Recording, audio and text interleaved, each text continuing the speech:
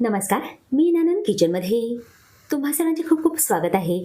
आज मी बनवणार आहे सगळ्यांना आवडणारी चटपटीत अशी दही पापडी चाट. यासाठी मी काही पूर्वतयारी करून घेतली आहे.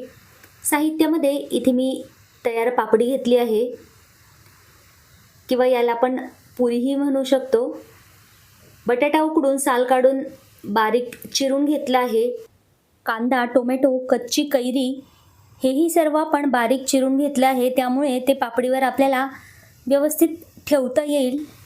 चिंच गुळाची चटपटीत अशी आंबट गोड चटणी घेतली आहे. कोथिंबीर, पुदिना, हिरव्या मिरचीची तिखट चटणी आहे. भाजलेली जिरेपूड, लाल तिखट, चाट मसाला घेतला आहे. काळं मीठ, कोथिंबीर घेतली आहे. बारीक शेव घेतली आहे.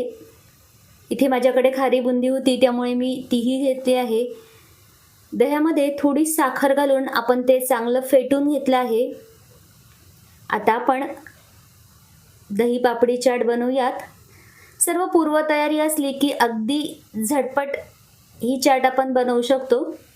एका छानशा प्लेटमध्ये आपण सगळ्यात पहिले पापडी ठेवून घेतली आहे. संपूर्ण ताटली भरून आपण पुऱ्या ठेवून घेतल्या आहेत.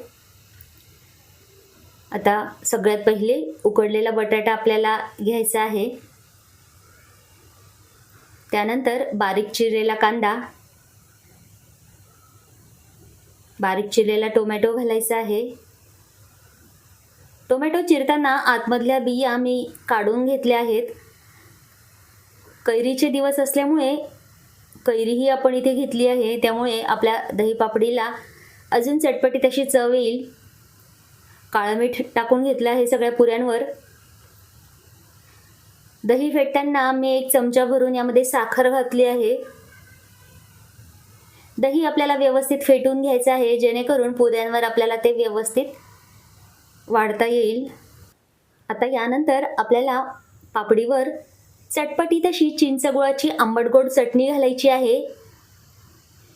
याआधी मी चॅनलवर चिंचगुळाची चटपटीत चटणी आणि कोथिंबीर, पुदिना याची हिरवी चटणी दाखवलेली आहे, त्यामुळे इथे मी घरात असलेली चटणीच वापरलेली आहे. तुम्हाला हवी असेल तर डिस्क्रिप्शन बॉक्समध्ये त्याची लिंक दिलेली आहे. आपल्या आवडीनुसार आपल्याला हिरवी चटणी घालायची आहे, जेवढी तिखट हवी आहे तेवढी. लाल मिरची पावडर आपण वरून घातली आहे. चटपटीतपणासाठी थोडा चाट मसाला सर्व पुऱ्यांवर इथे घातला आहे. थोडी भाजलेली जिरेपूडही आपल्याला पुऱ्यांवर घालून घ्यायची आहे. आपली दही पापडी चाट अगदी बाहेर मिळते तशी दिसण्यासाठी त्यांच्या पद्धतीने आपण यावर पुन्हा एकदा दही घालणार आहोत. भरभरून असं दही यावर घातलं आहे. दही घेताना खूप जास्त आंबट घेऊ नका. मस्त ताजं दही घ्यायचं आहे. आता यावर बारीक शेव टाकून घ्यायची आहे, जी सर्वच चाटमध्ये वापरली जाते. 0 नंबर शेव आहे ही. सर्व पुऱ्यांवर आपण शेव घालून घेतली आहे. इथे माझ्याकडे घरात खारी बुंदी होती, त्यामुळे मी तीही घातली आहे.